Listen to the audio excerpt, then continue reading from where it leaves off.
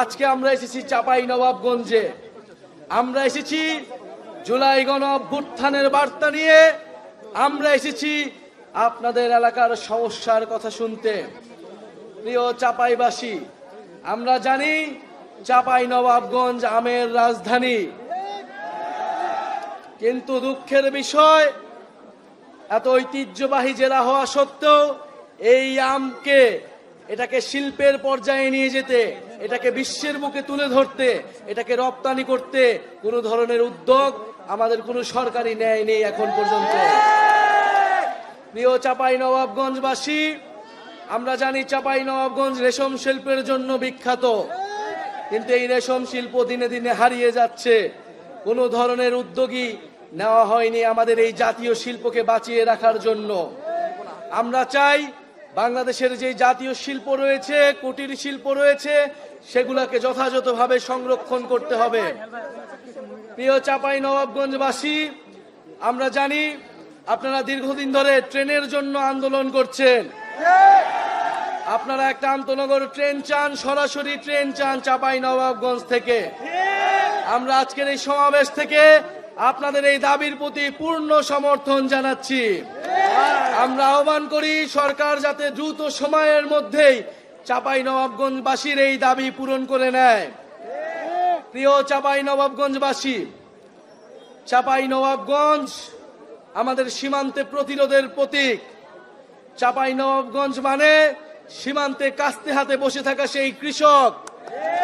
আমরা সেই কৃষকের সন্তান, যারা বুক চিতিয়ে ফ্যাসিবাদের বিরুদ্ধে লড়াই করেছি, বুলেট গুলি বুকেতে নিয়েছি। আমাদের এই আজকের সমাবেশেই আমাদের সাথে রয়েছেন একজন শহীদ পরিবার। এই চাঁপাইনবাবগঞ্জের মাটিতেই যার জন্ম, শহীদ তারেক হুসাইন। চাঁপাইনবাবগঞ্জ থেকে দুইজন শহীদ রয়েছেন। এই দুইজন শহীদ গণ অভ্যুত্থানে নিজেদের জীবন বিলিয়ে দিয়েছিলেন দেশকে মুক্ত করতে, স্বৈরাচারের কবল থেকে দেশকে নতুন করে স্বাধীনতা এনে দিতে। আমরা সেই শহীদদের শ্রদ্ধাভরে স্মরণ করি এবং সেই শহীদরা যেই আকাঙ্ক্ষার জন্য, যেই নতুন বাংলাদেশের জন্য জীবন দিয়েছিল, আমরা যাতে সেই নতুন বাংলাদেশ বিনির্মাণ করতে পারি। প্রিয় চাঁপাইবাসী, আজকে অনেক কথা বলার ছিল, কিন্তু জানি আপনারা অনেকক্ষণ ধরে অপেক্ষা করছেন। শুধু এতটুকুই বলতে চাই, গণ অভ্যুত্থানের পরে আমরা একটা নতুন বাংলাদেশ চেয়েছি। গণ অভ্যুত্থানের পরে আমরা রাষ্ট্রের মৌলিক সংস্কার চেয়েছি। গণ অভ্যুত্থানের পরে আমরা গণহত্যাকারীদের বিচার চেয়েছি। আমরা জুলাই ঘোষণাপত্র এবং জুলাই সনদ চেয়েছি। প্রিয় চাঁপাইবাসী, আমরা জানি এই সকল দাবি আপনাদের মনের দাবি। চাঁপাইনবাবগঞ্জে কর্মসংস্থানের কোনো ব্যবস্থা নেই। এখানে শিক্ষা, চিকিৎসায় এই এলাকার মানুষ দীর্ঘদিন ধরে বৈষম্যের শিকার, অবহেলিত হয়ে রয়েছে।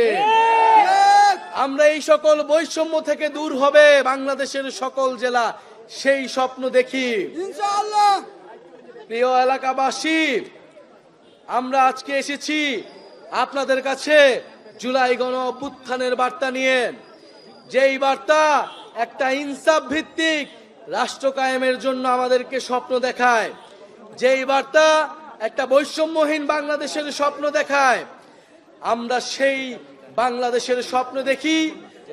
আমরা স্পষ্টভাবে আজকের সমাবেশ থেকে বলতে চাই, সীমান্তে বিএসএফ আন্তর্জাতিক আইন লঙ্ঘন করে এখানে গ্রেনেড মারে, এখানে বোমার বিস্ফোরণ ঘটায়। আমরা কিন্তু এই সব আগ্রাসন আর মেনে নিব না। অনেক কাল হয়েছে, সীমান্তে অনেক বাহাদুরি হয়েছে দাদাদের, সেই বাহাদুরির দিন শেষ হয়েছে। যদি আর কোনো সীমান্তে কোনো ধরনের পায়তারা করা হয়, যদি সীমান্তে আগ্রাসন চালানো হয়, সীমান্তে আমার ভাইদের উপর হত্যার চেষ্টা চালানো হয়, আমরা সীমান্তে লং মার্চ ঘোষণা করব। আমাদের সীমান্ত আমরাই রক্ষা করব। প্রিয় চাঁপাইবাসী, আজকে আমরা এসেছি 64 জেলায় আমরা যাচ্ছি।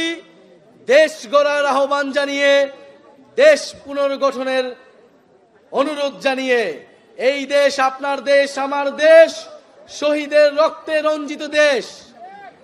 যেই তারেক এই চাপাই নবাবগঞ্জের বাসিন্দা, মাত্র 16-17 বছর বয়স, কাঠের দোকানে কাজ করত, সেও এই জুলাই গণঅভ্যুত্থানে অংশ নিয়ে শহীদ হয়েছে।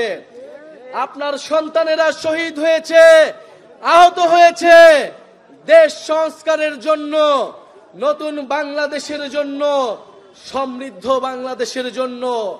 সেই স্বপ্ন পূরণ করা আপনার আমার দায়িত্ব। আপনার আমার কাছে সেই স্বপ্ন হচ্ছে আমানত। সেই আমানতের খেয়ানত আমরা করতে পারি না।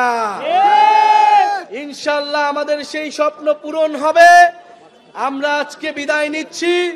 বিদায় নেবার আগে বন্ধুরা, আমরা আপনাদের কাছে প্রতিজ্ঞা চাচ্ছি, শপথ নিতে বলছি, নতুন বাংলাদেশের পক্ষে, রাষ্ট্রের মৌলিক সংস্কারের পক্ষে। আমরা কি শপথ নিব? নতুন বাংলাদেশের পক্ষে আমরা আছি, সংস্কারের পক্ষে আছি।